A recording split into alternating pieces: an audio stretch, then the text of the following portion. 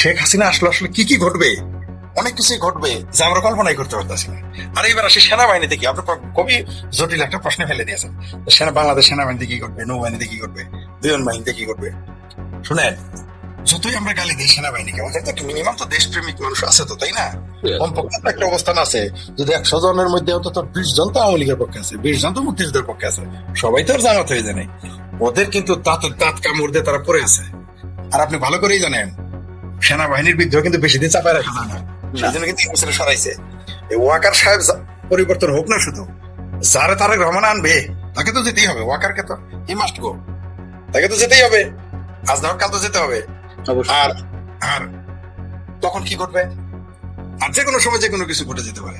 তবে একটা কাজ ভালো করেছেন, মানে তাকে যারাই পরামর্শ দিয়েছেন শেখ হাসিনাকে, যে আপনি ঘোষণা দেন আপনি আসতেছেন, অথবা তিনি নিজেও যদি সেলফ ঘোষণা দিয়ে থাকেন, ঝুঁকি নিয়ে থাকেন, চমৎকার একটা কাজ হয়েছে ভাই।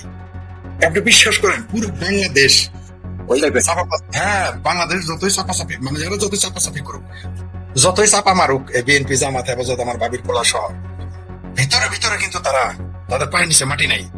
এই শেখা মানে জামাল সিরাজ ভাষায় আইলো বিলা, আইলো বিলা। আর আমাদের জামাল ভাষা আইলো রে আইলো, এই বুঝি আইলো, এই বুঝি আইলো। সবারই এই, বরং বাংলাদেশ আওয়ামী লীগ, ছাত্রলীগ, মানে আওয়ামী লীগের অঙ্গ সংগঠনের চাইতে সাধারণ মানুষ বেশি আলোচনা করতেছে। আপনি বিশ্বাস করেন, মানে সমালোচনা করে এই মুহূর্তে কিন্তু পুরো বাংলাদেশ শেখ হাসিনা কবে আসতেছে এই রিউমার কিন্তু চলে গেছে। আর বিএনপির ভিতরে এই যে 6 মাসে যে কুপদলীয় কন্দল সৃষ্টি হবে, এইটা বিএনপির জন্য, জামাতের জন্য দেখতে পারবেন কাল কাল হয়ে দাঁড়াবে কাল। আর এটাই আওয়ামী লীগের জন্য সাপে বড় হয়ে যাবে। কারণ মনে রাখবেন যে আপনি আপনি আমার সম্পর্কে যা জানেন, আমি আপনার সম্পর্কে যা জানি, প্রতিপক্ষ কি জানে জানে না। আপনি যদি আমার বিট্রে করেন বা আমি যদি আপনার সাথে বিট্রে করি, আমি সবচেয়ে হবেন আপনি আমার একেবারে সবচেয়ে বেশি ক্ষতি করতে পারবো, রাইট? তাহলে আপনার 1000 শত্রুর চেয়ে বেশি ক্ষতি আমিও করতে পারবো, আপনাকে আপনিও আমাকে করতে পারবেন। তাহলে মনে রাখেন ওই লোকগুলো কিন্তু এখন ধীরে ধীরে, বুঝতে পারছেন, ওই যে বিএনপি ক্ষমতায় আসার পরে বিআইয়ের চাচাতো ভাইয়ের যে পিটাইছে ক্ষমতার জোরে, তারা কিন্তু জেগেছে, ভেতরে চাকরি খেয়েছে, তারা কিন্তু জেগেছে। ওই যে ইসলামী ব্যাংক থেকে 6000 চাকরি খাইছেন, সেই 6000 লোক কিন্তু আওয়ামী লীগের কর্মীর সাথে বেশি কাজ করতেছে। তারপরে ক্ষমতায় গিয়েই দোকানে হামলা, বাড়িতে হামলা, এরে মায়ের ওরে মায়ের, মানে আমি আওয়ামী লীগের কর্মীদের কথা বলতেছি না, তাদের তো হিসাব আলাদা, এদের উপর নির্যাতন হয়। যারা আওয়ামী লীগ করে না তাদের উপরেও কিন্তু কম নির্যাতন হয় না। আপনি কিন্তু শুধু আওয়ামী লীগটা দেখেছেন, সাধারণ মানুষের উপরে যে নির্যাতন করেছে জামাত বিএনপিরা, মানে মাস্তানি করেছে, পাবলিক ফুলতেছে শুধু, ব্যাঙের মতো, ব্যাঙ আছে না, ওই যে ভোতা ব্যাঙের মতো ফুলতেছে শুধু, বুঝতে পারছেন? আর এরা কি করতেছে, আর বিএনপির মধ্যে যারা আছে, যারা সুবিধা পায় না, তারা কিন্তু নয় বউয়ের মধ্যে গাল ফোলাই বসে আছে, সবগুলো নয় বউয়ের মধ্যে গাল ফোলাইতেছে। তো এই যে একদিকে গেলে নিজের দলের মধ্যে বিএনপির মধ্যে গাল ফোলা নয় বউয়ের মতো, আর সাধারণ মানুষকে যারা নির্যাতন নিপীড়ন করেছেন, যার বাড়ির গাছটা কেটে নিছেন, যার পুকুরে মাছটা মেরে নিছেন, যার গরুটা আগুন দিয়ে, মনে আছে তো, আগুন দিয়ে গরু পুড়িয়ে দিয়েছে, মহিষ পুড়িয়ে দিয়েছে, কত হারামি মানুষ। আর মানুষই মানুষ পুড়িয়ে মেরে ফেলে, আর তো গরু আছে। তারপর পুকুরে বিষ দিয়েছে, ওই লোকটা কাঁদতেছে, যার ক্ষেতে ধান কেটে নিয়ে গেছে, ধানের ক্ষেতে আগুন লাগাই দিয়েছে। এগুলো কি মানুষ ভুলে গেছে মনে করেছেন? কিছুই মানুষ ভুলে না, মানুষ কিছু ভুলে না, সুযোগের অপেক্ষায় থাকে, সুযোগের অপেক্ষায় থাকে। আপনি কি মনে করেছেন যে এই যে আওয়ামী লীগের যে পতনটা ঘটেছে, এখানে শুধুমাত্র কি তাদের শক্তি বেশি বলে? না, আওয়ামী লীগের ভিতরে ঘুম ধরে গিয়েছিল, ঘুম ধরা বাস, ঘুম ধরা গাড়তে এমনি পড়ে যান। এখন যেটুকু আছে সার, মনে করেন একটা ঘুম ধরা বাস বাড়ি টাড়ি দিলেন, ভিতর থেকে ঘুম চলে গেল, কাঠটা থাকলে। এখন তো আওয়ামী লীগ পুরা যেটুকু আছে কাঠ, আওয়ামী লীগ এখন যেটুকু আছে ওটা কিন্তু এখন শক্ত কাঠ, এখন কিন্তু ঘুম ধরা নাই। ঘুনে তারা যাও ছিল, ঘোষণা দেওয়ার পর কিন্তু ওই ঘুম বাড়াই যাইতেছে। আশা করি সমাজদারকে এটা বলবো না আমরা, ক্লিয়ার? ওই জননেত্রী শেখ হাসিনা কিন্তু এক ঢিলে কয়েক পাখি মেরে ফেলেছে। বিশ্ব মিডিয়াকে বলে দিয়েছে, চাকাও তোমরা আমাকে কথা বলতে দিবা না, media cover star Sheikh Hasina. তারপরে কি করেছে, সরকারকে চ্যালেঞ্জ করেছে, আদালতকে চ্যালেঞ্জ করেছে। তারপরে কি আওয়ামী লীগের কর্মীদের মনোবল চাঙ্গা করেছে। আরেকটা কাজ কি করেছে শেখ হাসিনা, সেটা কর্মী আওয়ামী লীগের ভিতরে যারা 2 নম্বরে আছে তাদের কিন্তু পেপার গলা শুকিয়ে দিতেছে। হ্যাঁ, এত টাকা মেরেছি, অত টাকা মেরেছি, এখন যদি না যাই তাহলে ধরা, মানে গেলেও ধরা, না গেলেও ধরা। এইবার ধরে না গেলে শেখ হাসিনা নোটে চলে যাবে, গেলে তো কাজ করতে হবে, মাঠে থাকতে হবে, ঝুঁকি নিতে হবে। আর তো ওই যে চেহারা না দেখায় ফেসবুকে বলা, তারপরে বড় বড় লেকচার দেওয়া, ওগুলো তো চলবে না। এখন তো সামনে আসতে হবে, কারণ সামনে তো আমি থাকবো না, আপনি থাকবেন না, মাঠে ময়দানে তাদেরই থাকতে হবে। তো তখন তো এইবার তো আর বলতে পারবে না যে নেত্রী ঘোষণা দেয় নাই তাই আসেনি। এইবার কি বলবে? আমি বলতাম আপনারা প্রকাশ্য কথা বলেন না কেন? কি বলছে জানেন? মৃত্যু করা। ওর নেত্রী তো আমাদের নির্দেশ দেয় নাই। আমি বলছি নেত্রী কি আপনার আপনারা নির্দেশ দিচ্ছে? আমার কথা তো আমি বলছি যে নেত্রী, তাহলে ওই যে আপনি যে টেয়াটা মারছিলেন, আপনি চাকরি দিতে 20 লাখ দিতেন, ওটা বুঝি নেত্রী করে দিয়েছিল না? তারপর আপনার বউ পোলার বউরে যে পোলার শালারে যে এই পদে দিচ্ছেন ওই পদে দিচ্ছেন, ওই পদে নেত্রী করে দিছিল। তারপর কোটি কোটি টাকার মানে একজন আমাকে নিজে বলেছে যে তার জামাই বাড়ি 20 কোটি, আমার কাছে আওয়ামী লীগের এক নেতা বলেছে যে 20 কোটি টাকা, হয়তো সে কম বলেছে অথবা বেশি বলে সেটা তার ব্যাপার, আমাকে বলেছে যে 20 কোটি টাকা তার মেয়ের জন্য সে দিছে। সেই লোকের বলছিলাম জামালপুরে 1,00,000 টাকা ছাত্রলীগের যারা আছে তাদের একটু চালান, তারা বিপদ আছে, মামলা আছে, গলা শুকাই ফেললো, কারণ তো টাকা নেই। তো ওই যারা তো এবার ধরা খাবে। 20 কোটি টাকা সে নিজের মুখে বলছে আমার কাছে, মানে একটা, তাহলে ওই 20 কোটি টাকা যে দুর্নীতি করছে উনি কি শেখ হাসিনা কয়ে দিয়েছিল?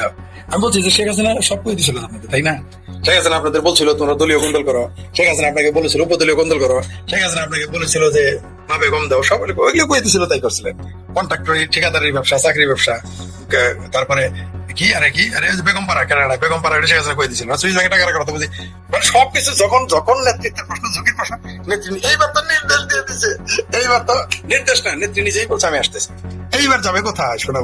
আমি আসতেছি মানে তোমরা কি করবে না করবে এটা তোমরা নিজেরা বুঝে নাও। আমার এটা তো বলার দরকার নেই আমার সাথে। অর্থাৎ আপনি বলেন যে ফরিদ ভাই আমি কিন্তু যুদ্ধে নেমে গেলাম, তার মানে তো এই না যে আপনি আমার সাথে আসেন, মানে ওটা তো না, আপনি বলছেন যে আমি নেমে গেছি।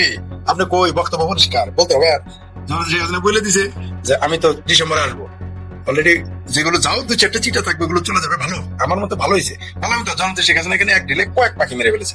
রাষ্ট্রকে চ্যালেঞ্জ করছে, বিশ্বকে চ্যালেঞ্জ করছে, আদালতকে চ্যালেঞ্জ করছে, কর্মীদের মনোবল চাঙ্গা করেছে, এবং দলের ভিতরে থাকা যে হিপোক্রেট আছে, বন্ড আছে, বেইমান আছে, তাদের হলকম শিখে গেছে এখন, যে ফেসে গেছে। জি, কিছু কমেন্ট দেখেন তো, জনগণ কি বলে।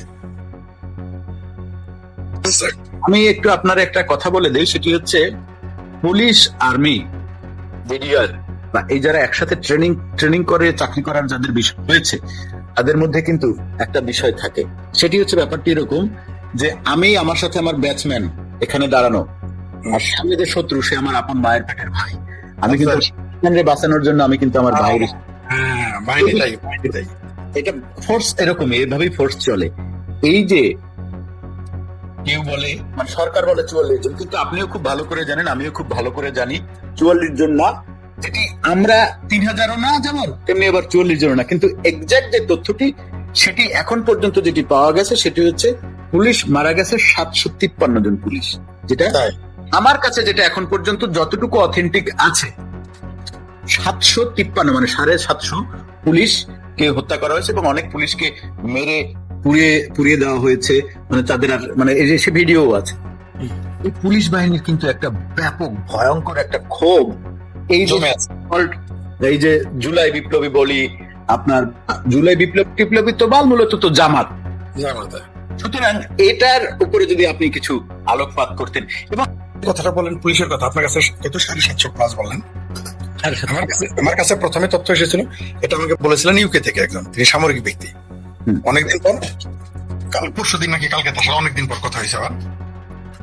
তিনি আমাকে প্রথমে বলেছিলেন 1250, পরে আমাকে বলেছিলেন 2000।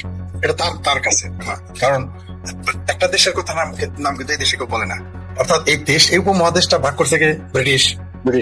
ব্রিটিশে আমাদের শাসন করছে কত বছর? 200 বছর প্রায়। কে? ব্রিটিশ। কিন্তু ব্রিটিশের যে এখানে কোন রাজনীতিতে হাত আছে এটাকে ভুলেই যায়। একবার বলে একবার বলে ভারত, একবার বলে চায়না, আমেরিকা। আসল লোকের নাম কিন্তু কেউ বলে না, নাম কেউ বলে না, ঠিক আছে, এদের নাম বলে না। তো এটা কিন্তু মনে রাখতে হয়। তো ওই দেশে তাও আবার তিনি সামরিক ব্যক্তি, তার কথা তো আমাকে গুরুত্ব দিতে। আমাকে বলেছিল বলছিলাম ওই যে যেমন তখন বলছিল 30,000, আমি বলছিলাম একদিন 3,000, তখন তিনি বলছিলেন না 3,000 মারা যায়নি। প্রথমে বললো 1250, পরে বলেছিল খুব সম্ভবত, এই বলছে পরে খুব সম্ভবত 2,000 ক্রস করবে না। আপনার একটা কথা বলি, আপনি দেখেন স্বাধীনতা যুদ্ধে সর্বপ্রথম কার উপর হামলা হয়? Rajarbagh police line. অর্থাৎ পুলিশ সবার আগে আক্রান্ত হয়, সবার আগে। তো এইবারও কিন্তু জুলাইয়ের 24 আগস্ট, জুলাই সন্ত্রাস যে হলো 5 আগস্টে, কিন্তু সবার আগে আক্রান্ত হয়েছে পুলিশ। আপনি দেখেন জুলাই, আর তাদের ক্ষোভটা দেখেন, কোন প্রশাসন, পুলিশ তো আওয়ামী লীগ করে না। আর আপনি একটা কথা বলেছেন, বা তারা বিএনপিও করবে না, যত কথাই বলেন বিএনপিও করবে না, আওয়ামী লীগ করবে না। ওই যে বলেন যে ফোর্স, আপনি সেনাবাহিনীতে যতক্ষণ ছিলেন, আপনার ভাই আর আমি, আমরা দুইজনই কলিগ। আপনার ভাই আমার প্রতিপক্ষ, আপনার ভাইকে ছাড়বেন না। আরে ভাই তো তোর কথা, বাপের হইতে শুট করে দেবেন, আপনি বাপই ছাড়বো।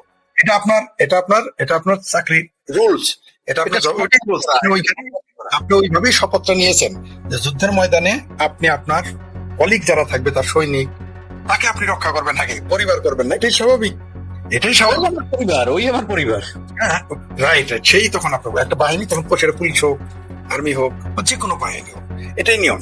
তো আপনি যতই পুলিশের ঘুষ করে বলেন, যতই গালি দেন, যদিও ঘুষ নাম্বারে দেন, আপনাকেও এর আগেও বলেছি যে আমার আগে ধারণা ছিল বা সারা দেশের মানুষ জানে পুলিশ ঘুষ করে এক নম্বর। নো, পুলিশ ঘুষে এক নম্বর না। পুলিশ ঘুষে এক নম্বর কোনোদিনই ছিল না, আজও নেই।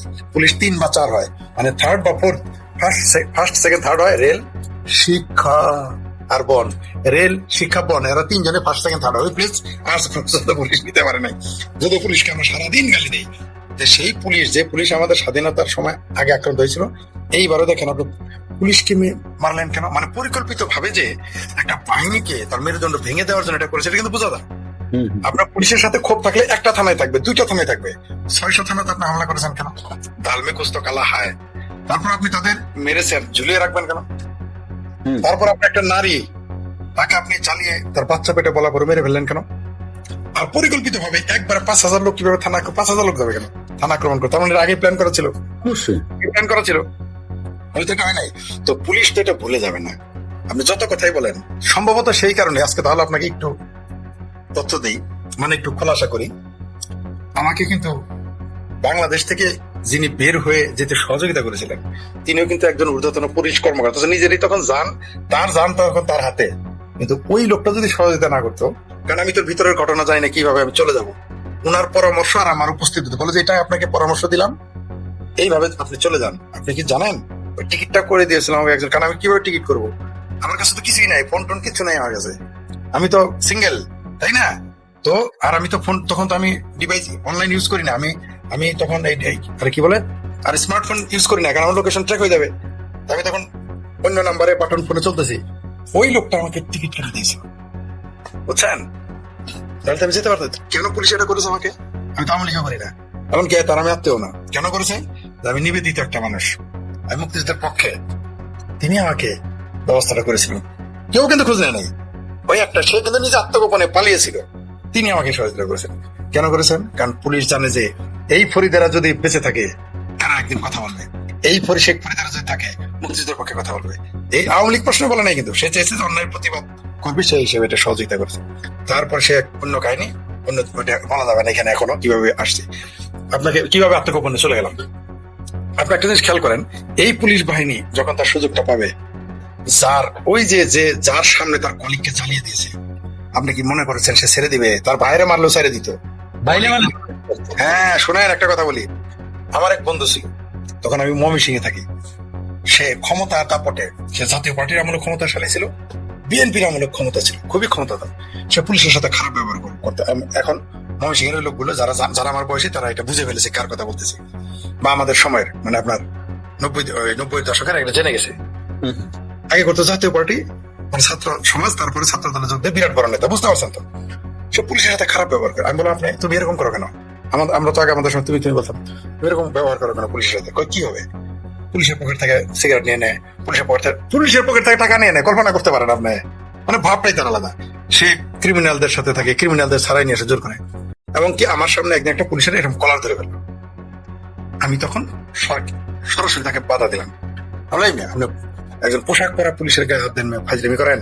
কারণ আমি 2টা কারণে করছি। একটা হলো আমরা এখানে যারা আছি সবাইকে পরে ধরবে, আর আমার নিকা আছে, তারাও ফেসে যাবে। আমি 3-4 বার আমি পুলিশটা কাঁদতেছে, একটা ডিউটি, কর্তব্যরত পুলিশ কাঁদতেছে, কল্পনা করতে পারেন আপনি? কলার ধরে তাকে ঘুরাইতেছে। কি ব্যাপারটা বললাম, কি করলো জানেন আপনি? আমি বললাম, তোমাকে কিন্তু ভুগতে হবে। আমি বন্ধু, তোমাকে এমন ভোগাভুগতে কল্পনাই করতে পারবে। সে আল্লাহ রহমত অনেক বড় নেতা হয়ে গেল, আর 2 বছরে অনেক বড় নেতা হয়ে গেল। আরে পুলিশের কলার ধরে ঘুরে বড় নেতা হয়ে যাবো না ভাই রে ভাই? বিএনপি ক্ষমতায় থাকতেই 95 সালের শুরুতেই, এখনো জেলে আছে বোধহয় সম্ভবত, মার্ডার কেস কয়েকটা দিয়ে রাখছে, যেগুলো করেই নাই। স্যার, এটা হলো পুলিশ, এইটা হইলো পুলিশ। আর আমার জেলার কথা বলি, আমি একদিন এক থানায় গিয়েছি কথা বলতে, সে জানতো না যে আমি কে। মানে আমি যে রাজনৈতিক ভাবে যে সব কিছু বুঝতে পারে নাই। আমি আশ্চর্য হয়ে গেলাম, জামালপুর জেলায় যখন তারা বড় বড় বাঘ ছিল বিএনপি, আমি তাদের কিন্তু 2টা নোট থাকে, জানেন তো আপনি? একটা হলো সরকারের কাছে গোপন নথি, আপনিও জানেন, সবই সামনে দেয়, ওইগুলি তো সত্যি না। তা আমার সাথে যে পুলিশ অফিসার ছিল, তিনি ঊর্ধ্বতন কর্মকর্তা, উনি এগুলো দেখতেছে। আমার ফরিদ দেখো, কি নাম দেখো, দেখি যে 2-1 জন আমার দোস্ত আছে, মানে এদের ধরবে, মানে সবগুলো যারা কাম করছে সবগুলো নোট দেওয়া তাদের দেখলে কিন্তু স্যালুট দেয়, ছোট ভাই বড় ভাই বলে একেবারে খুশির সুদির ভাই, বলে মেয়ে ভাঙা দেয়, মায়ের ভাঙা দেয়, এদের কাছে এরকম ভাব, কারণ যেহেতু ক্ষমতাধর তাদের নামে নোট যাচ্ছে স্বরাষ্ট্র মন্ত্রণালয়। কি বুঝলেন? এই তো পুলিশ। এই জন্য আমাদের জামালপুরে কথা আছে, আপনাদের এলাকায় কি আছে জানি না, আমাদের জামালপুরে একটা কথা আছে যে পুলিশ যদি মায়ের লাং হয় না না তারা বিশ্বাস করবি না। কেন বলছে? কারণ আর সেই জায়গায় আপনি তাকে মেরেছেন, মায়ের লাং হইলে যদি তারে আপনার না সারে, মানে যার মায়ের লাং তারাই যদি না সারে, এর সাথে তোর বড় আত্মীয় না। তাই না? কিন্তু তাইলে পুলিশকে যারা মেরেছে, আমার যে ভাবির পোলারা ডিক্লিয়ার দিয়েছে যে আমার আমরা পুলিশ পুড়িয়েছিলাম শান্তি। হ্যাঁ পাবনাতে আমি